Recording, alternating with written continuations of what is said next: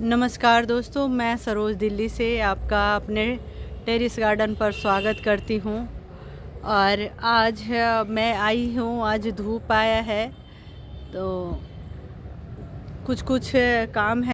दोस्तों, सबसे पहले मेरी नज़र गई पौधों के ऊपर। काफ़ी धूल जमे हुए थे और एक जो हमारा अनार का पौधा था उसमें कीड़े भी लगे हुए थे। तो सबसे पहले हमने अनार के पौधों को ही धोना शुरू किया और आज मैं उसे सादे पानी से अच्छी तरीके से धो लेती हूँ। उसके बाद उसमें मैं फिर कुछ छिड़काव कर दूँगी। तो दोस्तों, जब धूप होता है ठंड में तो हमें भी लगता है हम भी धूप में जाएं और पौधों को भी अच्छे तरीके से साफ़ कर दें, क्योंकि गर्मियों में तो हम साबर देते हैं पर विंटर में नहीं दे पाते हैं। दोस्तों, आज मेरी तबीयत थोड़ी ख़राब थी और मैं अपने बालों में तेल लगाकर लेट गई थी, लेकिन जैसे ही धूप दिखा तो मैं छत पर आ गई। और अक्सर मैं बात करती हूँ कि गार्डनिंग से हमें क्या फ़ायदा होता है। तो जो भी प्लांट लवर हैं उन्हें समझ में आता होगा कि अगर मेरी तबीयत भी ख़राब होती है अगर हमारी, तो हम फिर भी एक्टिव हो जाते हैं पौधों को कंडीशन देखकर। जब मैं छत पर आई तो पौधे ऐसे लग रहे थे कि डस्ट हैं काफ़ी, क्योंकि यहाँ पर रोड भी बिजी रहता है और दिल्ली में धूल भी बहुत ज़्यादा है। तो आज मैं आपको दिखाऊंगी कि कैसे हम लोग पौधों में पानी देते हैं, हर एक गमले को देखते हैं और कैसे धोते हैं। तो ये सब टाइम जो है हमें गार्डन में लगते हैं और हमें अच्छा भी लगता है। जैसे हम खुद नहाकर फ्रेश हो जाते हैं, वैसे ही हमारे पौधे भी होते हैं। दोस्तों, ठंड में ज़्यादा पानी देने की ज़रूरत नहीं होती है, लेकिन जब धूप हो तो पौधों को कोशिश करें साफ़ सुथरे कर दें उनके पत्तों को। जब पत्ते साफ़ सुथरे होंगे तभी तो वो भी अच्छे से सांस ले पाएंगे और हमारे लिए भी ऑक्सीजन छोड़ेंगे। तो इस तरह से आज काफ़ी टाइम लगा। मैंने सोचा था कि थोड़ा बहुत करके आ जाऊंगी, लेकिन जो गार्डनर होते हैं और गार्डन में आ जाते हैं तो फिर वो अपने एक एक पौधे को ध्यान से देखते हैं कि कहीं कुछ दिक्कत तो नहीं है, और हम अपनी तकलीफ़ भूल जाते हैं पौधों के साथ।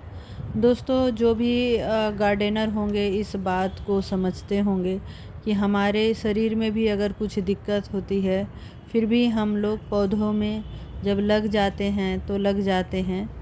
और इस तरह हमारा अटैचमेंट होता है पौधों का हमसे और हमारा पौधों से, तभी हमारे पौधे भी सरवाइव करते हैं। और आज मैंने भी एक एक पौधे को देख देख कर पानी दिया जिसमें ज़रूरत है, और सभी के पत्ते हमने धोए जितने भी थे। इस साइड वाले, दूसरे साइड वाले का नहीं धोया क्योंकि उधर से धूप चली गई थी, तो उसको मैं कल धो दूँगी। लेकिन इसमें ही काफ़ी टाइम लग गया। दोस्तों, पौधों में पानी देना भी एक कला होता है, और कहते हैं कि जो शहरों के जो बागवान होते हैं, जो नए होते हैं, तो उनके पौधे कम पानी से नहीं, ज़्यादा पानी से ही ख़राब होते हैं, जड़ें ख़राब होती हैं। अगर आप देखेंगे नहीं कि पौधे में पानी है नहीं है और रोज़ पानी देते रहेंगे तो आपके पौधे ख़राब हो जाएंगे। तो ये चीज़ ध्यान रखिए कि कम पानी से नहीं, ज़्यादा पानी से पौधे मरते हैं। और ये जो नए जो गार्डनर होते हैं उनके साथ ही ज़्यादा समस्या आती है, क्योंकि धीरे धीरे करते करते हमारा एक्सपीरियंस हो जाता है कि किस पौधे को कितना पानी देना है। दोस्तों, गार्डनिंग के बारे में कहा जाता है कि जो भी करते हैं एक उनके अंदर एक जुनून होता है, जब अंदर से हमारे अंदर होता है। और हम ज़रूर जहाँ भी रहते हैं तो पौधे तो ज़रूर हमारे आसपास रहते हैं। और मुझे तो लगता है कि हर किसी को जिसके पास जितनी जगह हो कुछ ज़रूर लगाना चाहिए, कुछ ऑर्गेनिक आप अपने हाथों से जब बनाएंगे, उपजाएंगे और खाएंगे, तब आपको महसूस होगा वो गांव की जो पहले जो सब्जियां होती थी वही टेस्ट रहता है। दोस्तों, ये जो आप देख रहे हैं तो इस तरह का शाम नहीं हुई थी। हमने जो कैमरा रखा था और सामने धूप आ रही थी, तो इसलिए ऐसा दिख रहा है। क्योंकि जब इतना अंधेरा हो जाए विंटर में तो कभी भी पानी नहीं डालना चाहिए पौधे में। उस समय धूप आ रही थी, तो मैंने एक एक करके इस साइड के जितने भी थे, ये वेस्ट हो जाता है, तो इधर हमने सभी पौधों को धो दिया, जिसमें पानी की ज़रूरत थी उनको दे दिया। तो मैं अक्सर अपनी छोटी छोटी चीज़ों को आप लोगों के साथ शेयर करती हूँ कि कभी घबराए नहीं। अगर कोई पौधा ख़राब हो जाता है तो कोई बात नहीं, वो आपको कुछ ना कुछ सिखा कर जाएगा। और ऐसे सीखते सीखते कोई भी इंसान, एक्सपीरियंस जो होता है, जो सबसे बड़ी चीज़ होती है, वो सीख जाता है। और पेड़ पौधे ऐसे हैं, कभी आपको अकेलापन नहीं महसूस होने देंगे। क्योंकि आपको पता है आज का जो जीवन है, जब बच्चे बड़े हो जाते हैं, हम बड़े शहरों में रहते हैं या छोटे गाँव में भी, तो अब सभी लोग अपने अपने में रहते हैं और एक मोबाइल के सहारे, टीवी के सहारे। तो कुछ देर आप प्रकृति को दें टाइम, कुछ ना कुछ आप जब देंगे तो आपको भी मिलेगा। और सबसे बड़ी बात है कि सुकून बहुत मिले। मैथिली शरण गुप्त जी की ये कविता।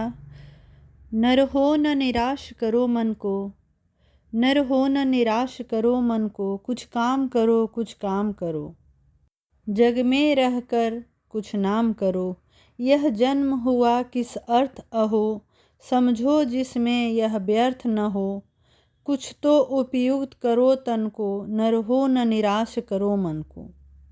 दोस्तों, जब मैं अपने गार्डन में आती हूँ तो सभी कुछ भूल जाती हूँ और सिर्फ मुझे पौधे नज़र आते हैं। किसको क्या दिक्कत है, किस में क्या कमी है, सभी को मैं गौर से देखती हूँ और धीरे धीरे बहुत कुछ सीख रही हूँ।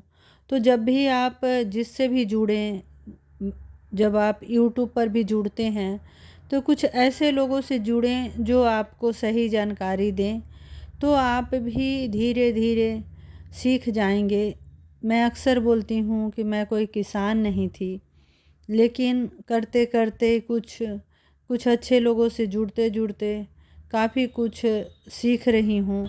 बायो एंजाइम बनाती हूँ, किचन वेस्ट से खाद बनाती हूँ। बहुत बहुत धन्यवाद।